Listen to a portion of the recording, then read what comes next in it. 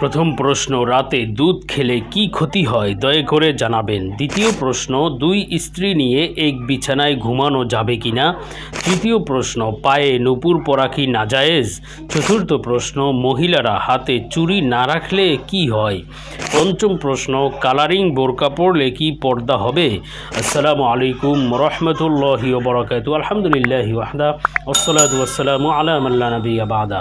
প্রিয় দর্শক, অত্যন্ত গুরুত্বপূর্ণ অসংখ্য প্রশ্ন আমরা আপনাদের থেকে পেয়েছি। আজকের এই ভিডিওতে উল্লিখিত নির্বাচিত 5টি প্রশ্নের জবাব নিয়ে বিস্তারিতভাবে প্রমাণসহ আলোচনা করব ইনশাআল্লাহ।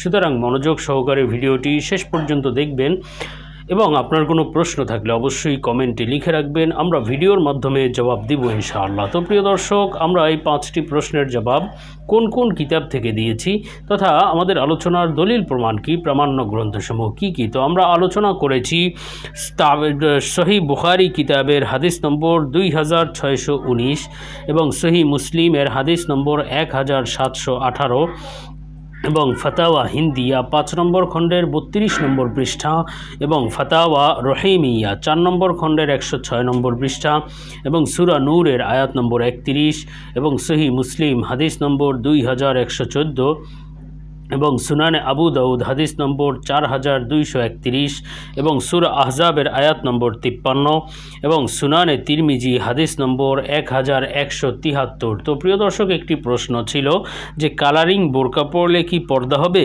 দেখুন প্রিয় দর্শক, মহিলাদের জন্য পর্দার উদ্দেশ্যই হলো পরপুরুষদের কুনজর থেকে বেঁচে থাকা। সুতরাং আপনি যদি এমন বোরকা পরেন যেই বোরকার মাধ্যমে আপনার পরপুরুষের থেকে বেঁচে থাকা তো দূরের কথা, তাদের কুনজর আরও বেশি আকৃষ্ট করবে।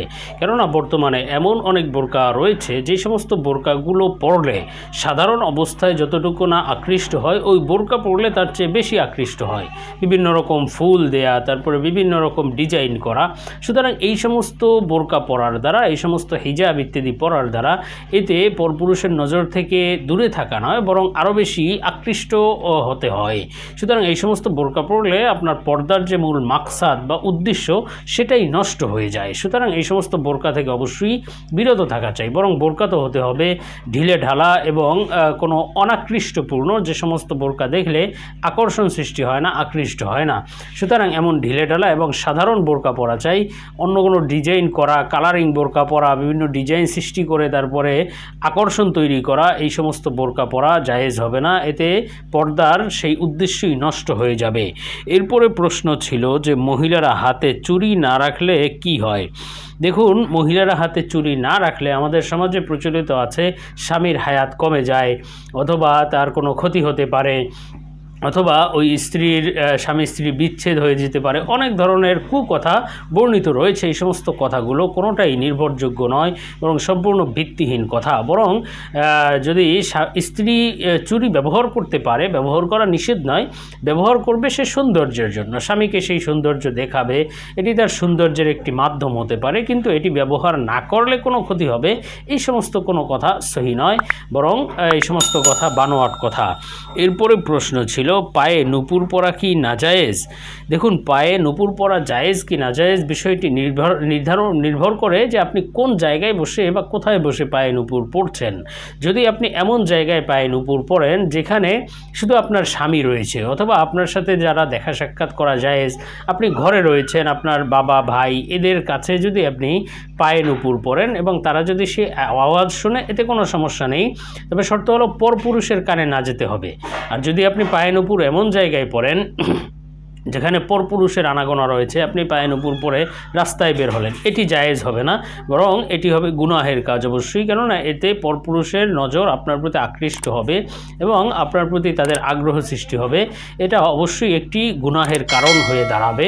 কিন্তু যদি আপনি শুধু স্বামীর মনোরঞ্জনের জন্য কিছু সময়ের জন্য পায়ে নূপুর পরে রাখেন এবং স্বামীকে দেখানোর জন্য, যেখানে অন্য কোনো পরপুরুষের কানে সেই আওয়াজ না যাওয়ার সম্ভাবনা থাকবে বা নিশ্চয়তা থাকবে, সেখানে আপনি পায়ে নুপুর পরতে পারবেন, কিন্তু সম্ভাবনা থাকলে অন্য পরপুরুষের নজরে বা পরপুরুষের কানে যাওয়ার সেই আওয়াজের সম্ভাবনা থাকলে তাহলে অবশ্যই এ থেকে বিরত থাকা চাই। এরপরে প্রশ্ন ছিল যে 2 স্ত্রী নিয়ে এক বিছানায় ঘুমানো যাবে কি না।